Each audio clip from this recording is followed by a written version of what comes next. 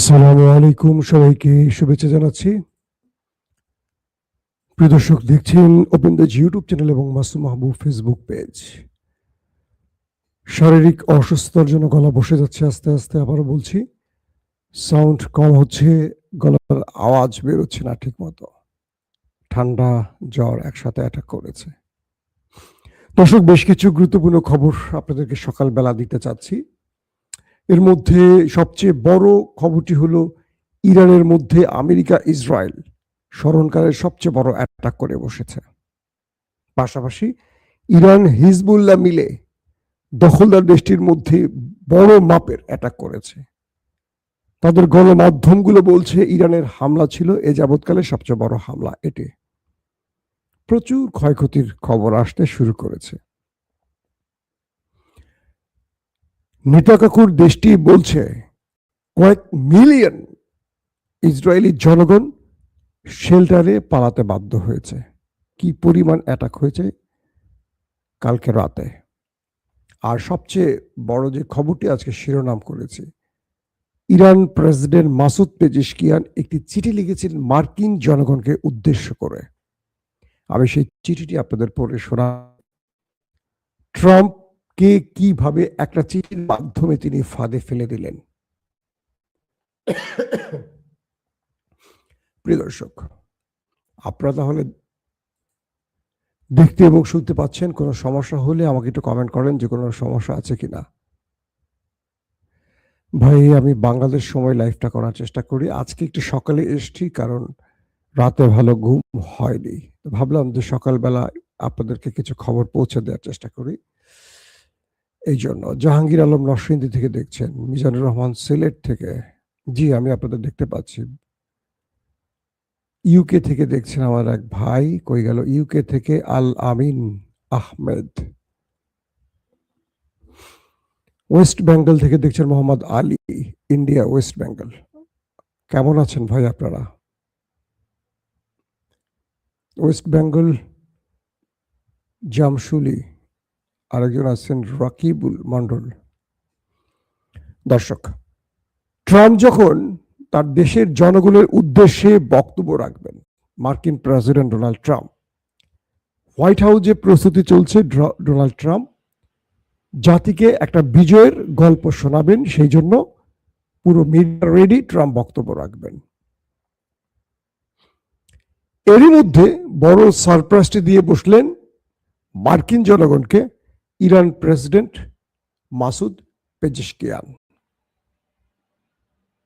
তিনি মার্কিন জনগণের উদ্দেশ্যে সংক্ষিপ্ত কিন্তু খুব মূল্যবান একটি বক্তব্য রাখলেন। বক্তব্য মানে একটা চিঠি লিখলেন মার্কিন জনগণের উদ্দেশ্য করে, খোলা চিঠি। কি বলছেন সেই চিঠিতে আমরা বলছি। তিনি লিখছেন, আধুনিক ইতিহাসে ইরান কখনো আগ্রাসন, সম্প্রসারণ বা উপনিবেশবাদের পথে এগোয়নি।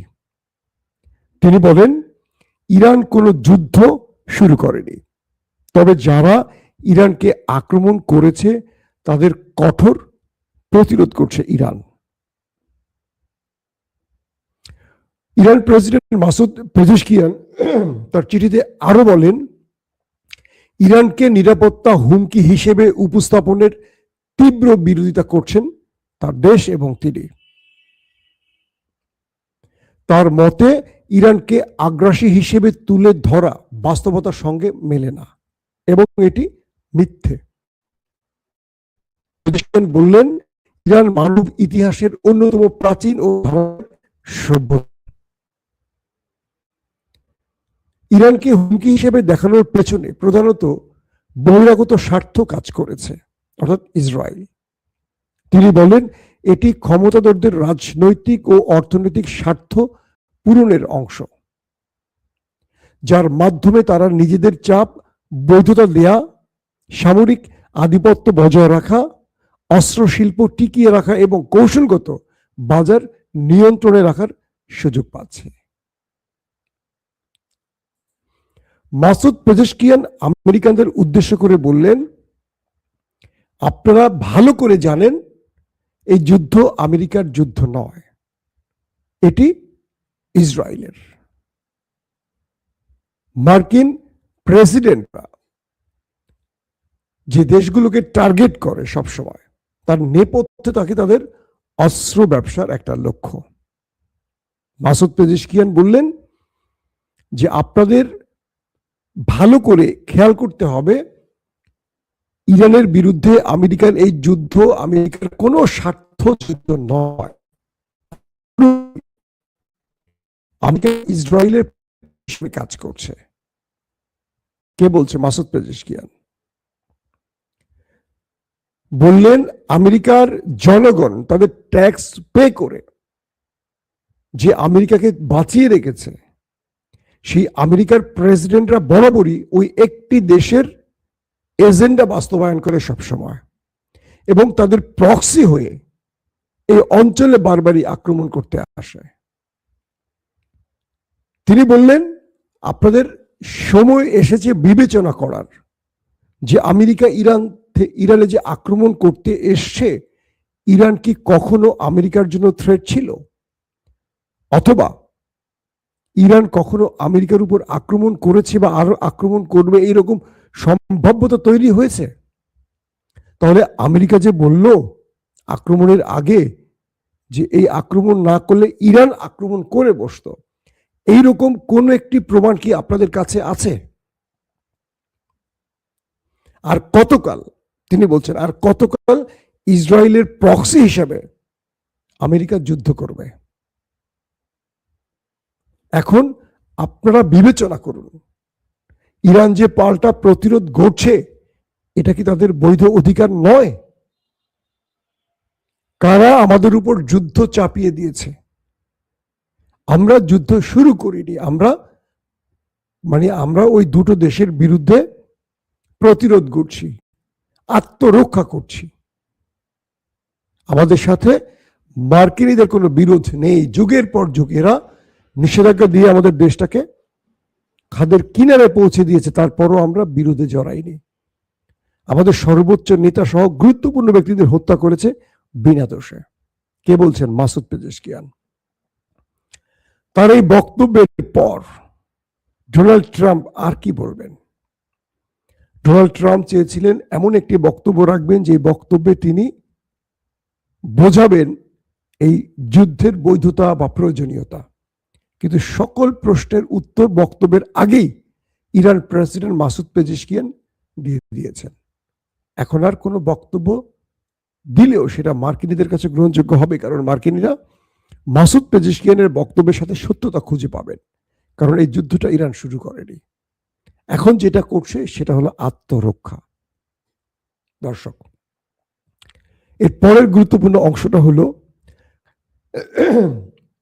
মার্কিন প্রেসিডেন্ট বলেছেন তিনি 2-3 সপ্তাহের মধ্যে যুদ্ধ শেষ করে চলে যাবেন, এটা কন্টিনিউ করতে চান না। তার মানে মার্কিন প্রশাসন বুঝে গেছে ইরানের সাথে তারা এই যুদ্ধে টিকে থাকতে পারবে না। এটা লম্বা প্রসেস যুদ্ধ, ইরান ধ্বংস হওয়ার আগ পর্যন্ত লড়ে যাবে, আর এতে আমেরিকার লাভ হবে না। ইরানকে ধ্বংস করা আমেরিকার লক্ষ্য নয়, এটা ইসরায়েলের লক্ষ্য।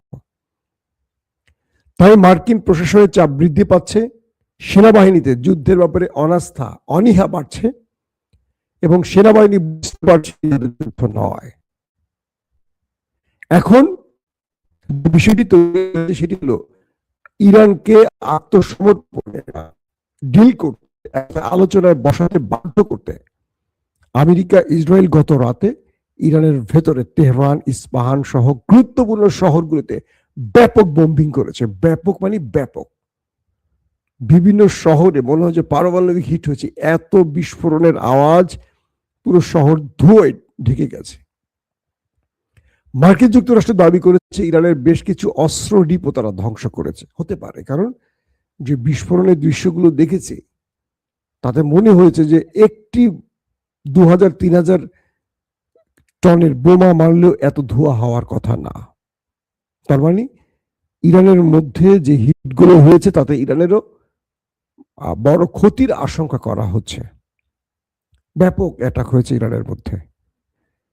ইরানও পাল্টা জবাব দিয়েছে সমানভাবে। ইরান মধ্যপ্রাচ্য এবং ইসরায়েলে ব্যাপক অ্যাটাক করেছে।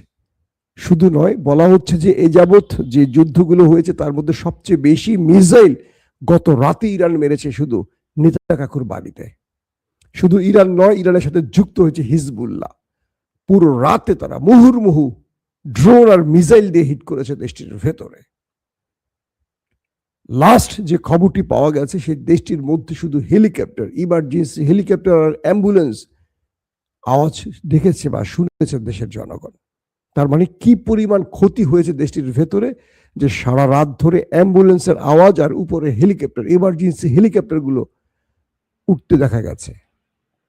অর্থাৎ যখন আমেরিকা ইসরায়েল ইরানের মধ্যে ম্যাসিভ আকারে হিট করেছে, ইরান তার পাল্টা জবাব ম্যাসিভ আকারে দিয়েছে, সাথে যুক্ত হয়েছে হিজবুল্লাহ।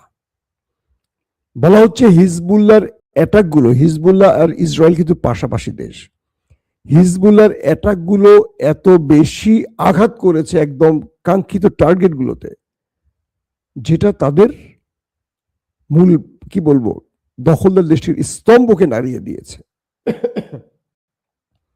আর ইরান ওই দেশটির এত গুরুত্বপূর্ণ স্থাপনাগুলো টার্গেট করেছে, হয়তো আজকে দিনে আমরা সেই খবরগুলো দিতে পারবো, কারণ এখন পর্যন্ত পুরো তথ্যগুলো আসেনি আমাদের হাতে। শুধু এটুকু জেনেছি যে ইরানের কিছু বক্তব্য এসছে যে ইরান শত্রুর সামরিক বেশ কিছু স্থানকে একদম ধ্বংস করে দিয়েছে পুরোপুরি। যে মিসাইলগুলো মেরেছে এতে প্রচুর লোকের হতাহতের আভাস মিলছে। দর্শক, হিজবুল্লাহ বলছে যে তারা দখলদারদের এমন কিছু টার্গেটকে ধ্বংস করেছে যেখান থেকে তারা ড্রোন এবং মিসাইল দিয়ে আক্রমণ চালাতো, এবং তাদের দেশের ভেতরে হিজবুল্লাহ শত্রুকে ভালো পরিমাণ ধোলাই দিতে পেরেছে। অনেক দখলদার সেনা তাদের হাতে আটকা পড়ে গেছে। সারা রাত কয়েক মিলিয়ন মানুষ, কয়েক মিলিয়ন পর্যন্ত, 1 মিলিয়ন মানে 10 লক্ষ যদি হয়, তার মানে প্রায় 50-60 লক্ষ মানুষ সারা রাত ধরে শুধু শেল্টারে দৌড়াইছে। এই পরিমাণ অ্যাটাক ইরান সেই দেশটির ভেতরে করেছে। মধ্যপ্রাচ্যেরও বেশ কিছু গুরুত্বপূর্ণ টার্গেটে ইরান হিট করেছে, সেখানকার লাস্ট আপডেট আসেনি, এবং বলা হয়েছে যে ইরান এখন দুটো বিষয়কে মোকাবেলার জন্য কাজ করছে। এক, প্রতিদিনকার আক্রমণ মোকাবেলা, পাল্টা জবাব। অন্যদিকে ইরান যে কাজটি করছে দ্বিতীয়, সেটি হলো যে কোনো সময় একটি সুযোগে মার্কিন কমান্ডোরা ঢুকে পড়তে পারে ইরানের ভেতরে, সেটাকে প্রতিরোধের সর্বোচ্চ চেষ্টা ইরান করে যাচ্ছে। তাদের 10 লক্ষ স্বেচ্ছাসেবী ফাইটারকে তারা প্রস্তুত রেখেছে। ইরানের আব্বাস আরাকচি বলছেন, আমরা আমেরিকার সাথে কোনো যুদ্ধবিরতির প্রস্তাব দেইনি, যুদ্ধবিরতিতে যাব না। আমরা হরমুজ বন্ধ করেছি, এটা মরে গেলেও আর খুলব না। তবে মার্কিনীরা যদি যুদ্ধ বন্ধ করে যায় এবং আমাদের শর্ত মেনে নেয়, সেক্ষেত্রে হরমুজ টোলের মাধ্যমে সবার জন্য ওপেন করা হবে। কে বলছেন? Abbas Araghchi. পাশাপাশি আইআরজিসির মুখপাত্র, তিনি প্রতিদিন যে নতুন নতুন চমকগুলো দিচ্ছেন খবরে আমরা দেখতে পাচ্ছি, তিনি বলছেন আরবের ভেতরে মার্কিন গুরুত্বপূর্ণ স্থানের টার্গেটে প্রচুর মার্কিনীরা ওপারে চলে গেছে বিনা টিকেটে। অর্থাৎ ইরানে আক্রমণ, আমেরিকার গতি যত বাড়ছে, ইরান তার শত্রুর উপর আক্রমণের গতি তত বাড়াচ্ছে। আমেরিকা মূলত এখন এই বড় মরণ কামড়টা দিচ্ছে একটি কারণে, কারণ আমেরিকা 1-2 সপ্তাহের মধ্যে যুদ্ধ বন্ধ করে চলে যেতে চাইছে, অথবা ট্রাম্পকে সংক্ষিপ্ত সময় বেঁধে দিয়েছে আমেরিকানরা। তাই ট্রাম্প এনিহাউ ছোট্ট হোক, আকারে ছোট হোক, তারপর একটা বিজয় দিয়ে তিনি এই যুদ্ধটা শেষ করতে চান, কারণ তাকে আগামী নির্বাচন মোকাবেলা করতে হবে এবং ট্রাম্পের মামলা আদালতে উঠে গেছে। তাকে এখন ফেস সেভিং করতে হবে। ট্রাম্প মূলত তার দূতদেরকে দিয়ে ইরানকে বারবারই বোঝাতে চাইছে যে আমাকে একটা ফেস সেভিং দেয়া হোক, একটা ফেস সেভিং চাই, আমি যুদ্ধ থেকে চলে যেতে চাই। ইরান ছোট মোটো একটা আবদার আমাদের রাখুক। ইরান কোনো আবদার মানতে এই মুহূর্তে রাজি নয়। ইরানের বক্তব্য একটা, যুদ্ধেই তুমি শুরু করছো, যেহেতু তুমি যুদ্ধেই সবকিছু শেষ করো, যুদ্ধেই তুমি পরিসমাপ্তি আনো, অথবা আমরা যে শর্ত দিয়েছি সেই শর্ত তুমি মেনে নাও। দর্শক, বিদায় নিচ্ছি। ইনশাআল্লাহ আজকে দিনে আবারও হাজির হব আপনাদের মাঝে আরো গুরুত্বপূর্ণ আপডেট নিয়ে। এখনকার মতো বিদায় নিচ্ছি। প্রত্যেকে ভালো থাকবেন। আল্লাহ হাফেজ। ওপেন দাইস মানে সত্যকে সত্য বলা, মিথ্যেকে মিথ্যে বলা। আমরা শোনা কথা নয়, চোখে যা দেখি তাই বলি।